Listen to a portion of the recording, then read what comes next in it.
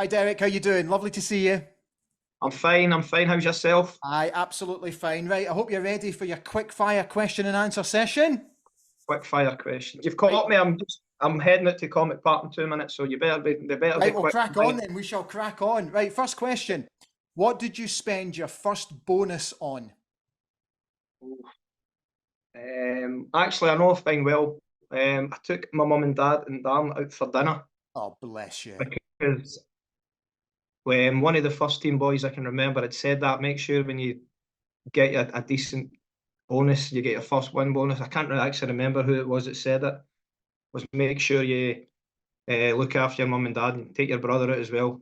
Very So cool. that's what I done. We went out for dinner as a family, and I took the hit probably for the first time in my life. So Good man. that Nice. was it. Nicely I've done. done well. I've done well with it.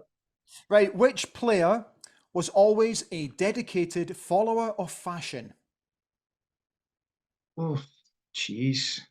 Fashion disasters or Does it just matter? Either or. um fashion. Oh God, David Priest was quite always very Okay. smartly dressed, and Priest is a good looking guy. He could probably get away with anything, to be honest with you. The other one I'm going to actually hang out to dry, who was a good friend of mine, we stayed close, was Ben Thornley. Yeah, yeah. And Ben once spent, I think it was close to £2,000 on it was a white Sheep. furry coat. It was a Yeah, sheepskin, wasn't it? something like that. Do you know? You've obviously you've seen it, and it was horrific. Um, and Ben being the size he was as well, it never looked, you know what I mean? It never ever looked right, but he'd spent this money on it. But there was loads of things. Ben, he came into a bit of money, unfortunately, through his bad injury, whatever, and through at Man United, and he was spending money in clothes that just, it was horrific. So Ben's getting hung out to dry, Good. Big Creasy's getting the thumbs up. Funniest Eb Skovdal moment. Um, the, oh, jeez, there's a couple. That probably the day, because we had a table in the middle of the changing room that was like covered. I think that like the top had been ripped off, but like it was covered in felt. So folk used to come in and put balls in and they would get signed. But every time the manager came up with a quote of something that he thought was in English, the boys would write it on this board, on this thing. But he would come in every day and he wouldn't really know what it was. And if he said something else silly, like the quote about the miniskirts, Yeah. so all of them stuff like that. He tried to say flip flops one day. He called them flip floppers. Um, so all of these things were on this thing. But he used to come in and just look at it. But he found out one day. I think Stuart Hogg, the fitness coach Hoggy, I think he grassed us in. This must have been about 2 months after. And he just came in, and he's pointing at the thing. But I don't want to swear in your lovely program, but he's he's gone mental. He's pointing at it. Why? He's going, why? Every day he's laughing at me. He's pointing at the thing and he's slapping it and everything. He's losing the head. So it was so when he found out, because he just thought it was just wee quotes or something. He never realised it was actually all about him. In a good way, you know what I mean? Because the Yeah. guys we really really liked him just for who he was and what he was. What So, was the worst chore you had to do as part of the ground staff? oh, the worst chore. Probably I'm kind of doing myself in because I actually quite enjoyed it because I was with the first team. I get put on the boots. So we had a guy, really old guy, Charlie, the bootman. Charlie was an absolute legend. But Charlie was, I don't know, 80 odds when I was there. And just a wee old man, he more or less lived in this boot room. But I used to help him to start with. Uh, and then because we got on that good, and then the first team boys would come in, and every so often I would manage to then get a new pair of boots for the first team boys. But you'd be cleaning them all the time and whatever. So it was a bit of a doing, but I actually really enjoyed because I got on with Charlie. He was all the old man laughing. We had a good laugh about it. But then you got into winter time and all of a sudden the boots are coming in, they're thick, covered in muck. And it was black boots back in the day, and it was leather boots. So I would have been 16 at the time, 17. So at the same time, I enjoyed what I was doing, because actually they went to go and move me and give me something else, and I was like, no, I'm fine, just leave me. I'll do the boots. But then, like I said, it came into winter time, and all of a sudden the muck's on it, and because nowadays you run them under a tap, give them a wipe, and stick them back in a peg, just because the material is different as well. But back then, that was near that nearly sent me under that when I got to winter time. What was your most memorable goal? When I was 19, yeah, I scored a 30-yarder at Ibrox, something like that. I keep saying to Jesse, because everybody, I said, I scored at Ibrox as well, Jesse. But nobody talks to it now. And do you know the best part of it? I'm laughing about it. Was I think it was Barry Ferguson went to make a pass. I haven't seen the goal for years and years and years, honestly.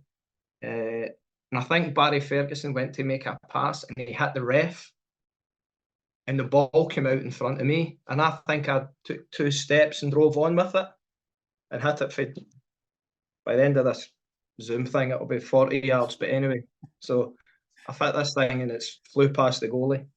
And I wait to celebrate. But if you can imagine that now, as soon as that hit the ref, the ball stopped, they get the ball back and everything. So, but no, that was probably one of my best. I'm trying to think if there was a proper important one.